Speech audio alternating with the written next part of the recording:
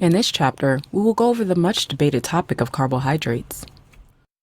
A huge discussion has gone on for more than 10 years about the need for and effect of carbohydrates. Some say they are vital, some say they are outright poisonous. I want to approach this topic with a clear mind and scientific evidence. First off, what is the role of carbohydrates in the human biology? Carbohydrates are the primary fuel for cell energy, and they are the fastest source. So the organs and tissues that need it the most can't function without carbohydrates. Most of all, I'm talking about our brain. Our brain must get around 125 grams of carbohydrates each day. This amount is less in ketosis, another topic entirely. What happens when we don't offer this amount to our brain daily? No, we won't get brain dead. Instead, our liver starts to break down glycogen storage, which is around 400 through 700 grams of stored glucose in our liver and muscles, and use this. But what happens if those storages are depleted? Our brain still won't suffer. Instead, our smart biology starts to turn our body's protein into glucose. This protein comes mainly from muscle and can lead to muscle wasting and lowering metabolic rate. That's usually the problem with low-carb diets. They don't cover the body's needs for extra protein to turn into carbohydrates. So we know that our body needs at least 125 grams of carbohydrates per day, but where else is carbohydrate needed? As we've noted, glucose is the fastest energy source from the diet compared to fatty acids and ketone bodies. That's why our body's carbohydrate needs go up the more intense physical activity there is. For example, our muscles can work fine with mainly fat energy while we sleep or sit or even walk. But when we lift weights, run, swim, or walk up the stairs, our muscle cells need the fast energy from carbohydrates. If we don't get it, it starts to break down muscle protein and turn it into glucose as we discussed before, and raise cortisol levels at the same time. So, the more active you are, especially higher intensity physical activity where your heart rate goes up, the more you need dietary carbohydrate to fuel the muscle and prevent muscle protein breakdown. How much? It is quite hard to give you exact numbers as our metabolism and physical activity levels differ much from person to person. A passive person can start out somewhere around 40% of daily dietary energy coming from carbohydrates. A very active person, endurance athletes for example, might have 70+% of their energy coming from carbohydrates. Most of us fall in the middle of that spectrum. 50% of daily energy coming from carbohydrates is a good starting point. But as I've said, it is an approximation and we're all different. That means you'll have to start from some point and test out what works for you. How do you know if you're getting enough carbohydrates? It is actually quite a common problem, and some signs can tell us if your brain needs more carbohydrate, taking into account that you don't lack other nutrients.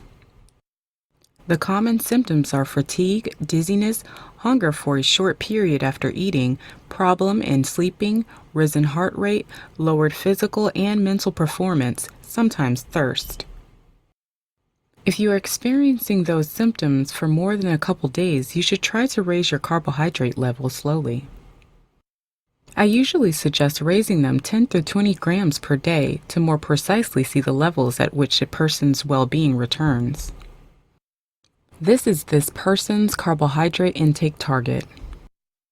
There is no need for you to suffer from too little carbohydrate amounts, and it won't make you lose fat faster. Just the opposite, your metabolism will slow down. But how do you know if you're getting too much carbohydrate? This one is tricky because your body won't give you any clear signs of carbohydrate overdose. That's why it is easy to eat oneself overweight over the years with carbohydrate overload without feeling any difference. But there is also an excellent side to this. As long as you are getting the right amount of overall calories per day, there is no problem at all if you are eating a little more carbohydrates than your body needs at the moment. All the extra carbohydrates will be used for fuel anyways, just like the fat you eat. There is no significant difference in getting 45% or 55% of calories from carbohydrates. My point is not to worry too much about eating carbohydrates a little over your minimum need, so as long as they come from quality sources and your overall calorie consumption is in balance. How to start? It's relatively easy. The first step is to dump from your diet everything you don't necessarily need, isn't natural, or doesn't add health benefits. What is left after that is often good enough. After that, it is time to add some good carbohydrate sources to your diet. So what are the good sources of carbohydrates that you should eat? They have two things in common. They are so-called slow carbohydrates and they contain good fiber. We'll talk about fiber in a different video, but as far as slow, it means that they take longer to absorb and won't cause a spike in your blood sugar and insulin. It's also known as a low glycemic index. In fact, most natural carbohydrate sources have a low to medium glycemic index. Fast-absorbing carbohydrates are mostly in processed foods. The best sources of carbohydrates are fiber-rich vegetables like broccoli, cauliflower, carrots, leek, spinach, asparagus, zucchini, Brussels sprouts, radishes, and so on. Be aware of high carbohydrate vegetables like potatoes. They aren't restricted, but they don't have as much good stuff for all the carbohydrates they contain. How many vegetables a day? Aim for at least 500 grams or 18 ounces. The more the better. Don't worry, no one in history has eaten himself fat from broccoli. 500 grams or 18 ounces fills the stomach very nicely, contains a lot of fiber, slowly absorbing carbohydrates and other healthy nutrients. But of course, the other thing to consider is how your intestines can take those amounts. We'll talk about the so-called side effects of diet change in another chapter. Whole grain cereals like oats, buckwheat, quinoa, and rice. Whole grains have a good composition of micronutrients like vitamins and minerals and different kinds of fiber. Whole grains are the best option to fill your daily carbohydrate need. They don't have to be in a porridge cooked form. For example, muesli or low-carb oat bread or crisp bread are great whole grain foods to consider. Fruits and berries. Fruits and berries contain amazing micronutrients and health-promoting flavonoids and antioxidants that you can't get anywhere else. In general, they have the highest glycemic index of natural carbohydrate sources. That's why they fit perfectly as a pre- or after-workout meals or as breakfast after a fast. So to sum up this topic, there is no need or sense in restricting carbohydrate consumption too much. It might cause more harm than good.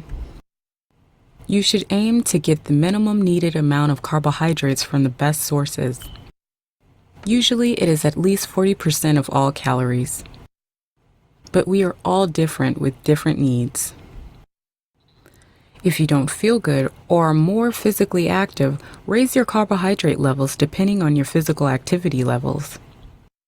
The best source for carbohydrates are low-carb vegetables, of which you should get at least 500 grams or 18 ounces a day, whole grains, cereals, fruits, and berries.